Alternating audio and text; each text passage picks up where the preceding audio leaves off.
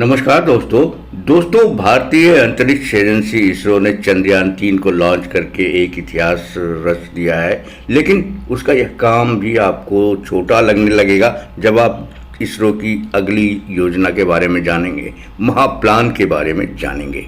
हम आपको इसरो की इसी महाप्लान के बारे में इस वीडियो में बताने जा रहे हैं, इसलिए यह वीडियो बहुत ही इंटरेस्टिंग होने वाली है और आपको यह वीडियो बताएगी कि हमारा इसरो मंगल और दूसरे ग्रहों पर जाने के लिए कितना बेताब हो रहा है। दोस्तों, इसरो अपने नए कमाल को करने की दिशा में एक कदम भी बढ़ा चुका है। इसरो ने पीएसएलवी की शानदार सफलता के बाद अब परमाणु ऊर्जा से चलने वाले रॉकेट के लिए इंजन बनाने का काम शुरू कर दिया है। इसरो ने इसके लिए देश की अग्रणी परमाणु agency Bhabha atomic research centre या बार्क के साथ हाथ मिलाया है। विशेषज्ञ भी मानते हैं कि केमिकल से चलने वाले इंजन की एक सीमा होती है, लेकिन अगर आप स्पेसक्राफ्ट को अनंत अंतरिक्ष में भेजना चाहते हैं या एक ग्रह से दूसरे ग्रह की यात्रा करना चाहते हैं तो इसके लिए परमाणु ऊर्जा से चलने वाले यान ही कारगर साबित हो सकते हैं। अंग्रेजी अखबार द हिंदू की एक रिपोर्ट के मुताबिक केमिकल से चलने वाले रॉकेट में इतना ईंधन नहीं भरा जा सकता है जिसकी मदद से वे अंतरिक्ष में बहुत दूरी तक सफ़र कर पाएं। वहीं अगर सोलर पावर की बात करें तो अंतरिक्ष में बहुत लंबी दूरी तक तय करने पर सूरज की रोशनी भी उपलब्ध नहीं होती है दोस्तों, इसलिए यह सोलर पावर वाले स्पेसक्राफ्ट भी बहुत दूर तक नहीं चल पाएंगे। इस कारण से रॉकेट का बहुत दूर तक चलना मुश्किल हो जाता है। इसलिए इस वजह से इसरो ने परमाणु ऊर्जा से चलने वाले इंजन पर काम करना शुरू कर दिया है। रिपोर्ट के मुताबिक इसरो और बार्क दोनों ही मिलकर रेडियो थर्मो इलेक्ट्रिक जनरेटर को विकसित कर रहे हैं। लेकिन एक सवाल यह है कि इसरो का परमाणु रॉकेट कैसे काम करेगा। तो आइए दोस्तों इसको समझते हैं। विशेषज्ञ बताते हैं कि इस पर काम पहले ही शुरू हो चुका है और इसे प्रमुख चुनौती के रूप में लिया गया है।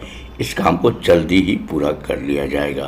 परमाणु इंजन को उस तरह का नहीं माना जाता है जैसे परमाणु विखंडन वाले रिएक्टर होते हैं जिससे बिजली पैदा होती है। रेडियो थर्मोइलेक्ट्रिक जनरेटर के अंदर रेडियो एक्टिव मटेरियल जैसे प्लूटोनियम आदि का इस्तेमाल किया जाता है। ये जब नष्ट होते हैं तो गर्मी पैदा करते हैं। इस इंजन में दो भाग होंगे। पहला the radio isotope heater unit जिससे गर्मी पैदा होगी और दूसरा रेडियो थर्मो इलेक्ट्रिक जनरेटर होंगे जो इस गर्मी को इलेक्ट्रिसिटी में बिजली में बदल देंगे। यह गर्मी इसके बाद थर्मोकपल में बदल जाएगी। यह एक ऐसा मटेरियल है जो वोल्टेज पैदा करता है। अगर आसान भाषा में कहें तो एक रॉड की कल्पना कीजिए जिसका एक हिस्सा बहुत गर्म होता है और दूसरा हिस्सा नहीं होता है, ठंडा होता है, लेकिन पूरे रॉड के अंदर वोल्टेज होगा।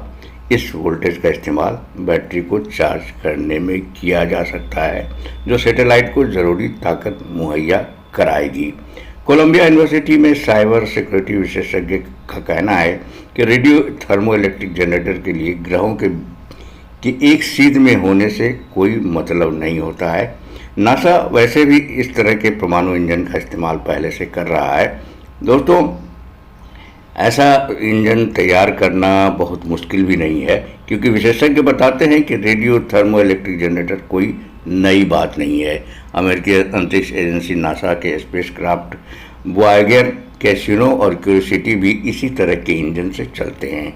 नासा नए परमाणु थर्मल प्रपोल्सन पर काम कर रहा है, एक तकनीक पर काम कर रहा है जिसे साल 2027 तक शुरू कर दिए जाने की योजना है।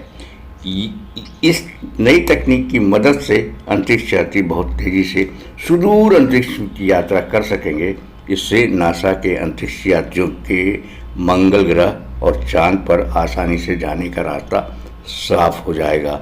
यही नहीं, अंतरिक्ष यात्रियों के लिए समय भी बचेगा, समय कम लगेगा यात्रा में और खतरा भी कम होगा। दोस्तों, चीन भी इसी तकनीक पर बहुत तेज़ी से काम कर रहा है और भारत अब चीन को जवाब देने के लिए तैयार हो रहा है, कमर कस रहा है और उम्मीद है कि आने वाले दिनों में चीन को इसका करारा जवाब मिल जाएगा दोस्तों आपको वीडियो इंटरेस्टिंग लगा हो, इस तरह के वैज्ञानिक चीज़ों को लेकर के हम वीडियो बनाते रहते हैं, चंद्रयान और तमाम तरह के यानों के बारे में बताते रहते हैं, तो आप हमारे चैनल से जुड़े रहिए और इसे सब्सक्राइब कर लीजिए।